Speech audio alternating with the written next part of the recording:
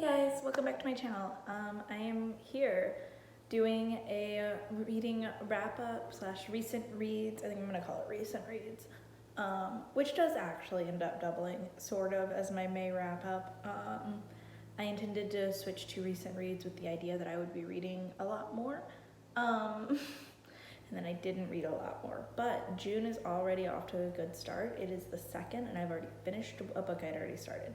Read a whole other book and started a whole other one. So we're making progress, we're getting better.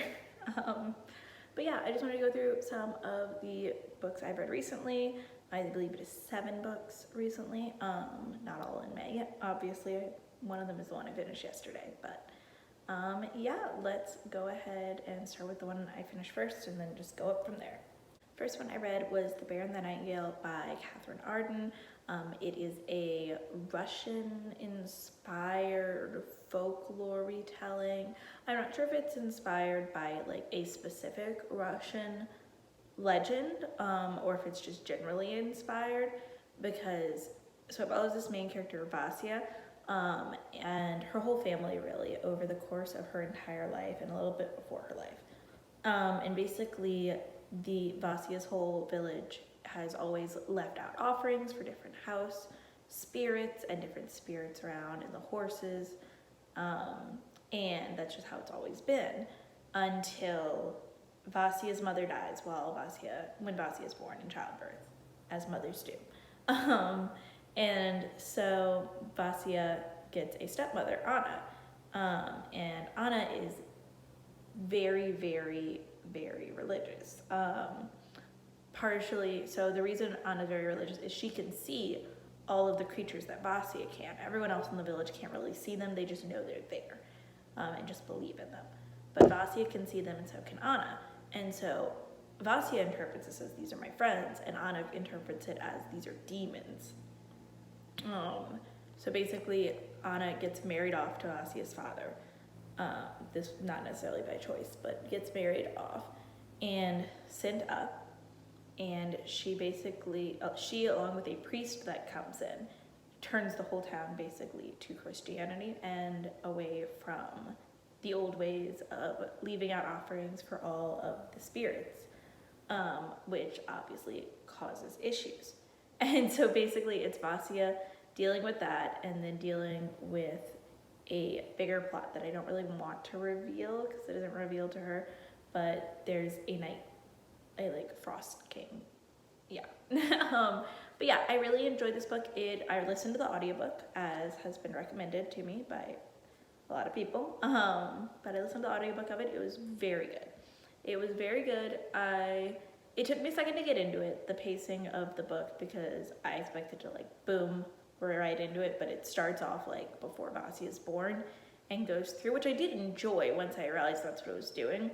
It just was not what I expected. But I really enjoyed the story. I really enjoyed all of the characters.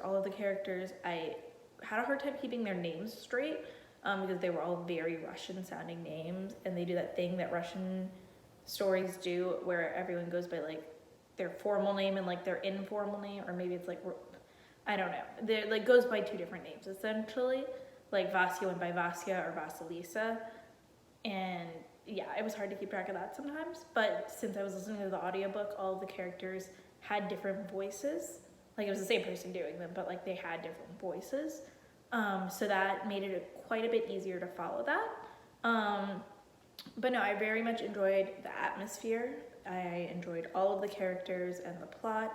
I did only give it 4 stars, mostly just because I haven't thought much about it since I finished reading it. I finished reading it few weeks ago, and I've thought oh, I need to continue the series, and I am going to continue the series, but I have not necessarily been whoa, remember that sort of thing, so it was a 4-star read for me, but I did still very much enjoy it. Next one that I read was The Night Circus by Erin Morgenstern.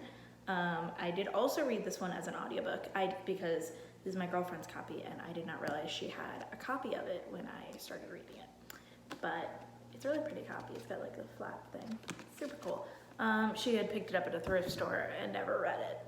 But yeah, I read The Night Circus by Erin Morgenstern. It is a fan favorite of pretty much everyone who's read it. I don't think I've ever heard anyone say that they didn't enjoy The Night Circus after they read it. But basically it is following two different sorcerers who are in a competition. It follows them from the time they are children up until the end of their competition. And they are competing against each other in the form of this circus that only travels at night. And that is their like playing ground. They are competing against each other. They do not know who the other person is to start off with. And it is basically about them and the entire circus. And I love this book. I adore this book. It is such a good book. I loved it the first time I read it. I just really enjoy the book. I love, once again, all of the characters. I think what we're just learning is that I love a big cast of characters because it follows quite a few different people who are connected to the circus, either in the circus or just visited, or like, yeah, it's got a very big atmosphere. Like as I was reading it, I was very much able to like picture the circus and like picture what was happening, and it painted such a gorgeous picture. I did give this one 5 stars. I really very much enjoyed it, and I already want to reread it, which I know is bad. I already want to reread it. I am on hold at the library to read The Starless Sea. I don't even know how to talk about this book. It's so good. Like, I love The Night Circus. It's so good. It's so good. I may or may not, don't hold me to this if I don't do it, and such I'll cut this if I don't actually end up doing it. I may or may not do a like lookbook, and specifically the thing that's pushing me through doing it is knowing that I have an outfit planned inspired by The Night Circus. Which is not on topic. That whole trend of doing book outfits to match the books died like a few weeks ago. Like, and The Night Circus isn't exactly like a relevant book at this point, but like, you know. But yeah, I love this book. I highly recommend it to everyone. Yeah, it's very good. The next book that I read was Red, White, and Royal Blue by Casey McQuiston. This follows the first son of the first female president and the Prince of Wales, who is not like the first in line to be the king, but like the second in line. I don't know how British monarchy works. It basically follows them. They get in a very big public fiasco. And so basically their two different PR teams are like, hi, you have to play nice and pretend to be friends, go. And through that, they end up becoming friends, and then they develop crushes, and then they fall in love. And it's just very sweet and fun and stressful. Because in the background of all this, there is Henry, the prince, is being pressured to like act very straight. And Alex, his mom, is about to be up for re-election. And so all that's happening in the background, and you also get to meet Alex's sister, and actually both of their sisters, but Alex's sister is more important, and his best friend. And it's just it's such a good story. It is such a good story. I devoured it. I listened to the audiobook once again. I've listened to a lot of audiobooks lately. But I really enjoyed it. I have heard the complaint from some people, mostly British people, that it romanticizes the British monarchy, and I wouldn't disagree with that, but I also don't know enough about the British monarchy for it to bother me, you know? Like, I know the monarchy's a bad thing. I know Britain's like an imperialist state. Like, I don't have a huge base knowledge of that, if that makes sense. Like, I'm very American. I'm from Louisiana, which so is the author. So I feel like I am coming at it from the exact same knowledge point that the author came at it from, which, I mean, maybe that's on her to do more research. Maybe if she super cared about like reaching a British audience, maybe she should have done more research. It did not bother me. I loved it. I thought it was great. Maybe don't read it if you're British. But also it was great. It was very tense at a lot of different times, but also like you could see the romance starting to blossom, but like they weren't admitting it. And like and there's a PowerPoint at some point, which shouldn't be exciting, but it was very sweet, and it was so good. It was so good. It's so good. I need to go buy this book like immediately, but I can't leave the house and I don't want to pay for shipping, and yeah.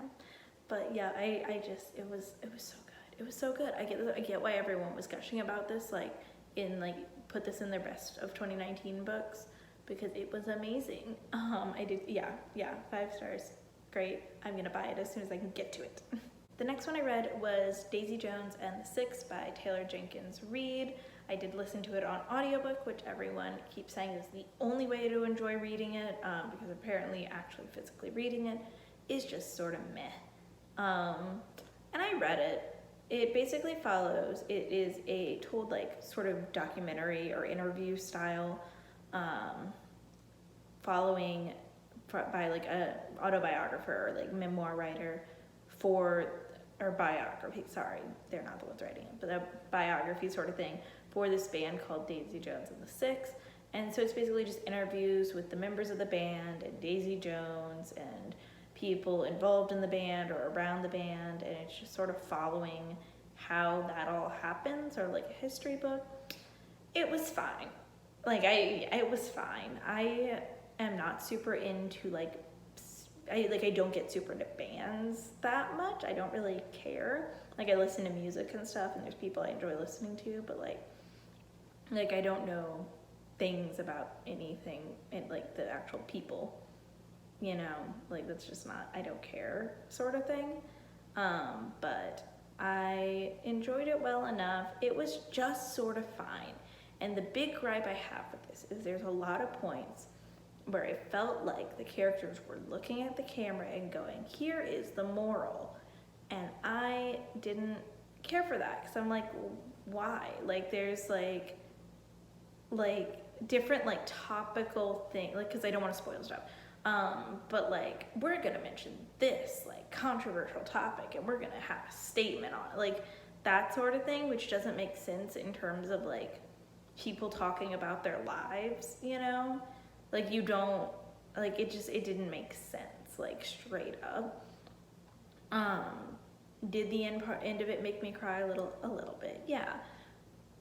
But it wasn't, I don't know, I just didn't really care about any of the characters, and I didn't really care about the plot. Like, it was fine, it was good.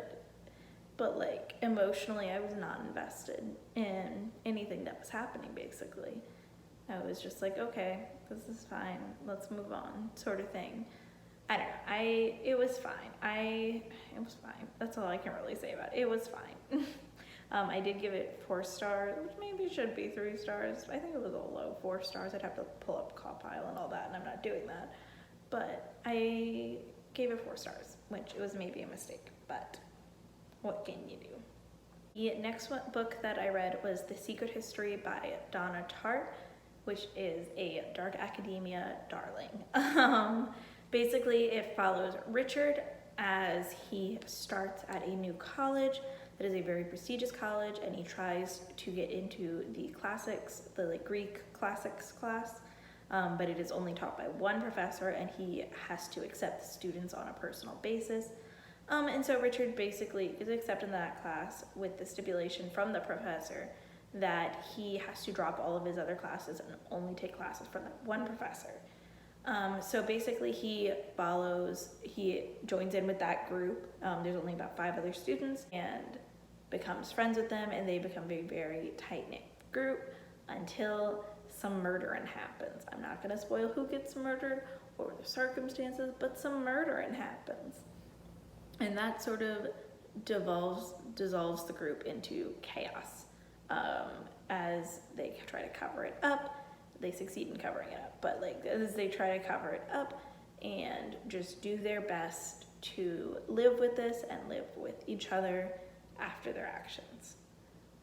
This book, it felt pretentious for pretentiousness' sake, and maybe I just didn't get it, but like it just was pretentious for no reason, and I didn't care when the characters were feeling emotional, because it either felt like so like much of an underreaction or an overreaction, no like just emotions. And it was, I don't know, it was just okay. I get why it is a dark academia favorite, because I like I enjoy dark academia, I do, but that community tends to be a little bit pretentious, and they'll admit it. Like they're all very self-aware about it, but like I didn't care. It's another one where that's the thing with me, is like if a book's bad, I'll stop reading it. But if a book I just don't care about, I just don't care. But no, there was a bit of murder, a bit of covering it up, lots of pretentiousness, lots of people like manipulating each other, which is fine. I don't know. It's just and there were like a bunch of like random lines in like Greek or Latin or French that were just not translated or explained, and so I didn't know what was happening, and I didn't enjoy that, and I gave it 3 stars. Not gonna care about it or think about it much past this. The next book that I read was The Picture of Dorian Gray by Oscar Wilde. It follows Dorian Gray, who is very much loved by everyone he comes into contact with. He's very pretty, he's very charismatic, and it basically follows him and Basil Hallward, who is a painter who basically Dorian is his muse. And it starts off with the session in which Basil is painting Dorian along with Henry, who is just their friend. But basically Basil paints Dorian, and the picture is gorgeous. It's the most gorgeous painting. It's Basil's like magnum opus, like it's gorgeous, and so he gives it to Dorian, and Dorian basically puts his soul into it, for lack of a better word. It's sort of hard to explain because I don't want to get super into it, and it's like, if you look, like it's not a very long book. Like I think my copy is like less than 200 pages, like 165 pages. Like it's a very not long book, but it's so good. It's so good. It took me like a month to read because I kept like, I don't know, there were just like a week or two where I was barely reading, but it was so good. It was really good. It was very long-winded. Oscar Wilde likes to talk. It was very long-winded, and there was one point where there's like a whole chapter talking about the clothing worn from church, and that sort of took me out of it. But like overall, I very much enjoyed the book. I very much enjoyed the tension of not knowing what's going to happen next. It did have a similar issue with The Secret History, where everything felt very pretentious and like I don't know, like none of these problems matter sort of thing. But I think that's more the fault of it being a classic and not necessarily fault of the book itself. I very much enjoyed it. I gave it 4 stars. And the last book that I read this month was The Sea of Monsters by Rick Riordan. Obviously this is a reread. I'm rereading the Percy Jackson series right now. It was great. The Sea of Monsters, if you somehow don't know, is the sequel to The Lightning Thief, and it follows Percy on another quest. Not gonna go super into it, but like, oh my gosh, I forgot how much I love this book. And you get to see all the Cyclops and Hippocampi, and Tyson's here, and I love Tyson. And Talia, and oh my gosh. All right, I'm not gonna get super into it, but needless to say, I get 5 stars. Love that book. Love that series so much.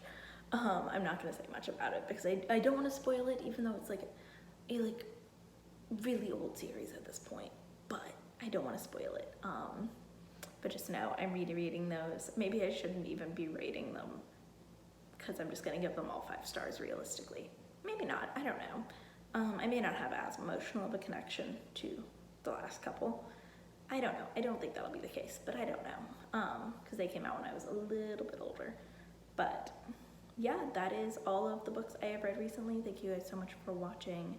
And I feel free to check out whatever I posted last. I don't even remember anymore. How sad is that? But yeah, thank you guys so much for watching. I will see you guys next time. What have y'all been reading lately? Like, let me know. And yeah, thank you guys so much for watching. I will check you later. Feel free to subscribe. and follow me on Twitter and everything else. And bye.